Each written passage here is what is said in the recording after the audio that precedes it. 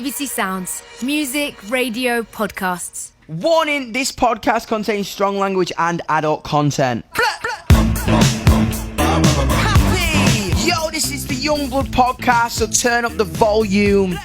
This is my podcast where I talk to one of you at home every week about something personal, something important in your life. This is no shame, no judgment zone. Throw all that shame and judgment in the bin. I'm just here, having a chat and connecting with you. The mindless dividers. My guest this week is Ben. He's 27 from Bath. We talked about his struggles with depression, anxiety, and the way he started his own mental health campaign. Ben is such an amazing dude, and he speaks so openly, so passionately, and so honestly about mental health. I can't wait to hear this conversation, so sit back and turn up that volume.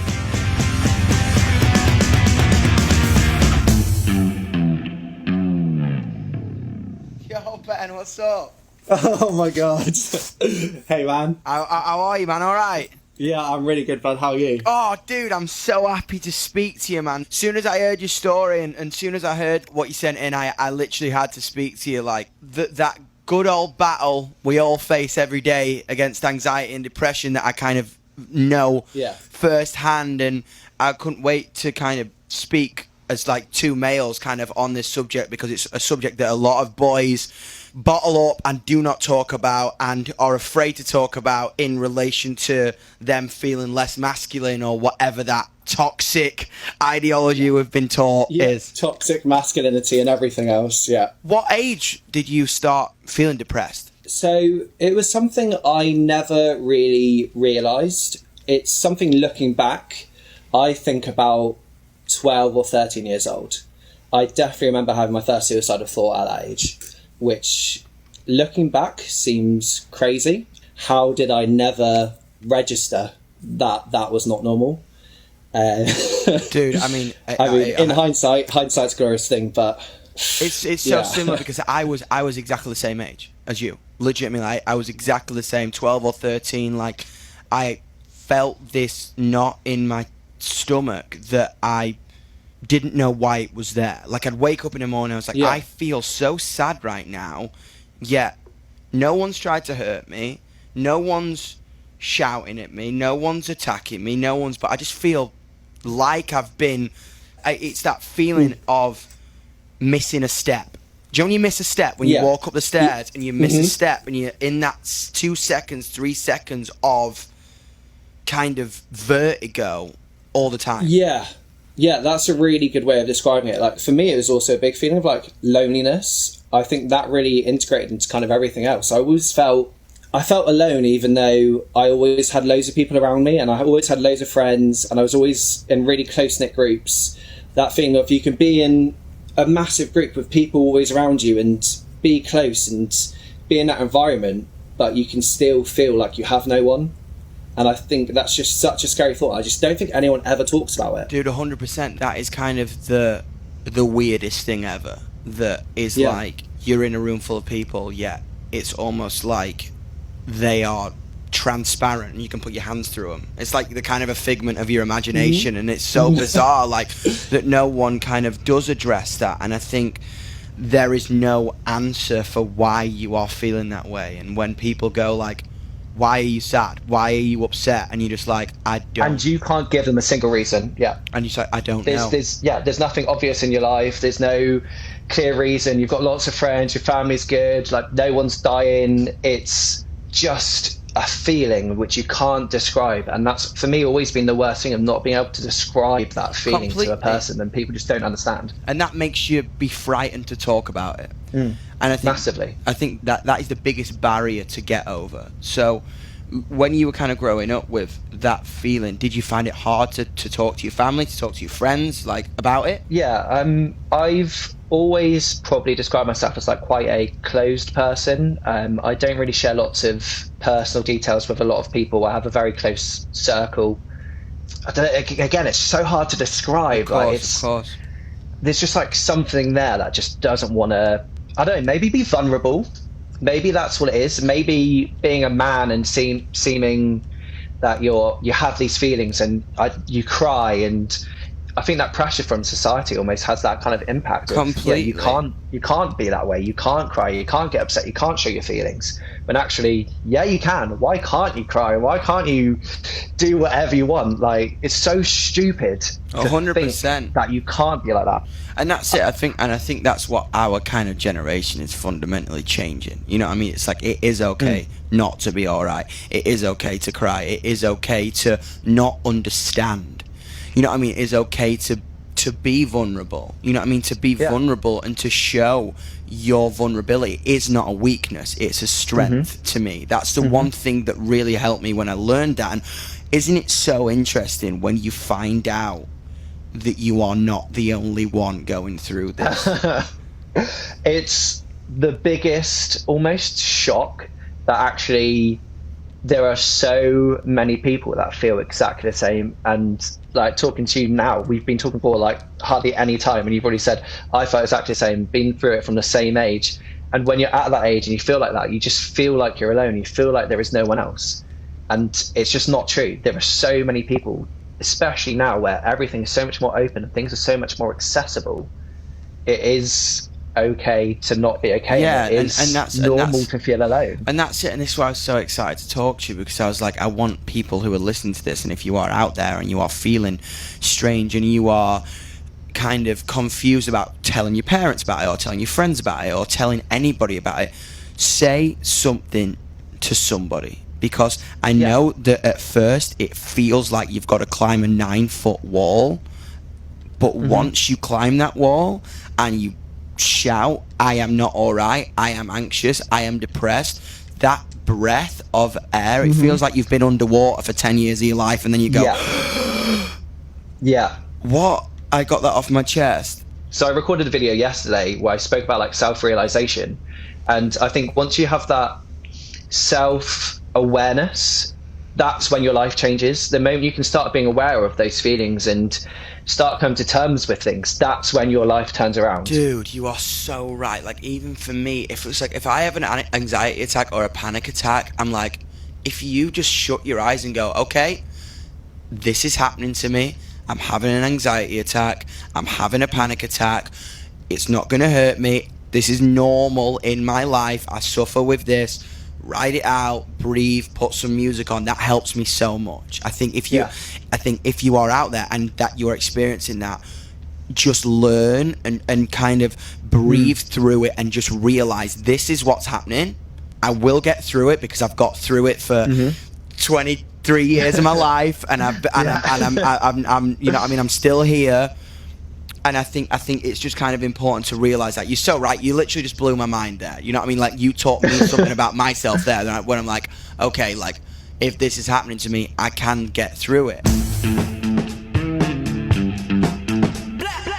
What was it like telling your parents for the first time? So I told my parents in a big breakdown in a pub on my mum's birthday. Naturally. Very English. It was nearly 2 years ago, so my mum's birthday's next month, and so it's nearly coming up to what I like to call 2 years of being aware. And when I told my mum just asked me, like, in a pub, are you okay? Or she just knew something wasn't right. Yeah, as parents do, they can sense things. Yeah, and I just started crying just in the middle of the pub. I was just like, no, like, I'd only just started to realize that I wasn't okay and that I needed help. And my mum literally just said, right, you're moving back in with us like next week. They just gave me so much support. And again, it all feels so stupid looking back, that if I'd had that realization earlier, maybe I could have had that help from a younger age, and maybe I wouldn't have been as fucked up as I am for so long. But it's so funny, but that kind of got you to this place, and that realization, that's amazing. And as I say, like, I can never ever stress enough, like, every song of mine, every single time, I always say, just open up about it, even if it's not to your family. If you have problems with your parents, if you have problems with your thing, just tell your friends. If you got no friends, speak to someone, write it down in a poem. Like, I have really bad insomnia, right? My anxiety usually kicks in around like midnight, to the point where when I'm on tour, I get afraid to go to bed. Like, it's literally kind of like, which led to me kind of drinking a lot and stuff like that to kind of sleep.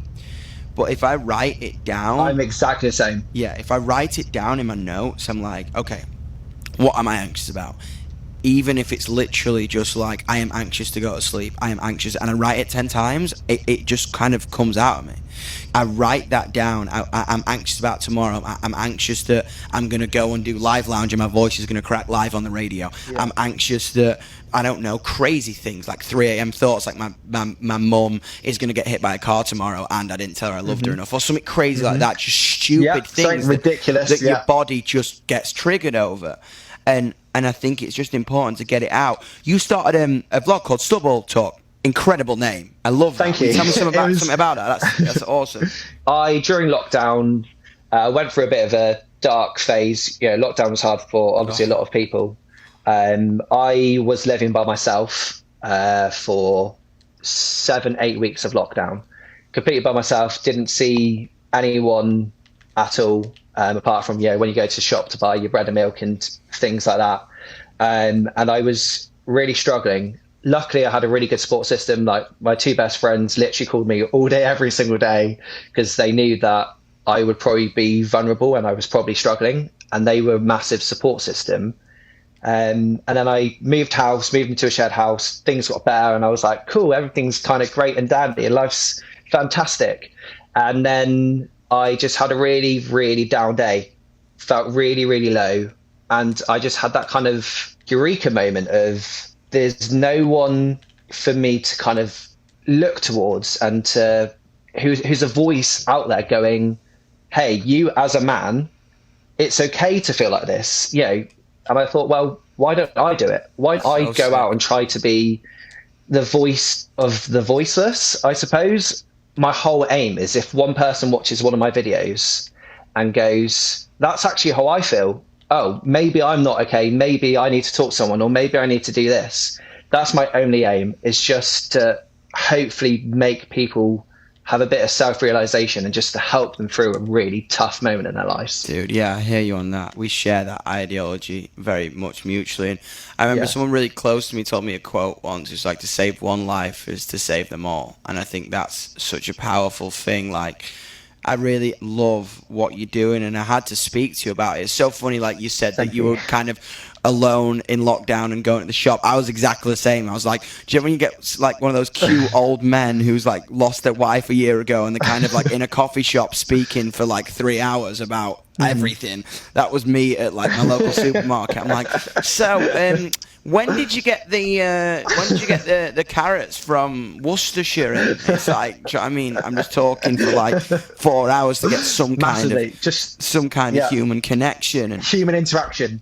It's just magic. Just keep talking. Keep addressing it. Keep feeling, really. I think when you shut off your feelings, that's when they amplify and kind of manipulate themselves into turning against you and hurting you in a big way. And I think such a massive part of my life, kind of in getting through my kind of anxiety, depression, whatever we want to call it, is listening to music. You know what I mean? I think music is the be all and end all of my existence. That's why I got into music, because I was anxious, I was alone, no one understood me, and I wanted to go, is there anybody out there like me? And it turned out, holy shit, there is a lot of people out there like me. We have a lot of similarities, apparently.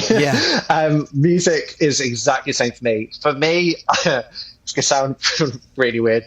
I have this one song, November Rain by Guns N' Roses. When I am feeling... Slash playing in a church. Come on. It is my song. When I'm feeling super low and I don't want to talk to anyone and I'm just having one of those days, I come in my room, I put my headphones in as loud as I possibly can and just blast out November Rain. It's just... Dude, I don't know why. It is just... gets you there. And do you know what is so interesting to me, and I want to say this because this is kind of a realization I've just had, right? Anybody out there who's listening to this podcast, me and Ben, we have never met. We have never had any interaction before this call. And already we have connected and shared a story about our insecurities in terms of our anxiety and our mental health. And that if you are out there and you are feeling like that, put it out. You might meet someone you have never met, would never dare to meet, you would never think about crossing paths with, and you will find a connection with them, and they will probably make it a lot better. Because I've had two realizations in this conversation that we've had in 20 minutes, and we've never met or had any kind of interaction together, and that is sick. Yeah, massively. Like the amount of people that have come to me since I've been putting my videos up going, I feel the same. I didn't realize I felt like this. It's crazy the amount of people that are exactly the same and going through the exact same thing as you. Do not turn into a statistic. I think if there's one thing I could say to someone, do not turn to a statistic. Do not get yourself into that place where you feel like you want to take your own life. Suicide is the biggest killer of people our age. Completely. And that is so scary. And it is scary. And those parts of yourself, right, the parts that you don't like about yourself, they are part of who you are. So embrace them and love them. And those insecurities, if you turn them into tools of being who you are, then no one can stop you. No one can drag you down. Nope. No one can hurt you. So go out there every day. It's so hard. I struggle with it every day. Ben struggles with it every day. But it will get better if you want it to. Yeah, and you have to be willing. I think this is a really big thing as well. You have to be willing to put the effort in. You are not going to just feel better tomorrow. And that sucks. Like, it really sucks when you hear that. But you have to want to feel better, and you have to be willing to get help. It's not just going to change by itself overnight. You have to be willing to go through some tough shit. Completely. And make a difference. And it's the little things for me. It's like, okay, right, everyone right now at home, while you got your headphones on, take a massive deep breath in. How sick does it feel to breathe? Like, go downstairs, take a drink of water. How sick does it feel to take a drink of water? Go and watch your favorite TV show. How sick does it feel to be able to fall into a little world? It is those little things that you got to start on at first before you think about the bigger picture, because those little things make up the bigger picture. You know what I mean? Legitimately, when I'm having a panic attack or when I feel bad, I literally just close my eyes and I breathe and go, how amazing does it feel to actually take in a breath? You know what I mean? Like, appreciate that things, and then everything's gonna get better. Yeah, massively. Like, and for me, I feel like my mental health will never not be a problem, and I feel like it's something I'm always gonna have to manage. But being aware of that and being on top of that is what makes a difference.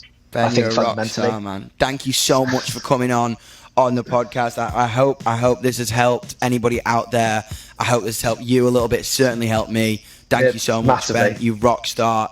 Sending all my love to you, and I can't wait to check out Stubble Talk. Let's get it. Dom, thank you so much, man. It's been incredible. Rock star. See you later, brother. See you later, dude. Bye. That was my chat with Ben. If you are struggling with anything out there, like your mental health, and you want more advice, search online for BBC Action Line. Subscribe to the podcast on BBC Sounds. I'll see you next week. Look after yourselves. You can turn the volume down now.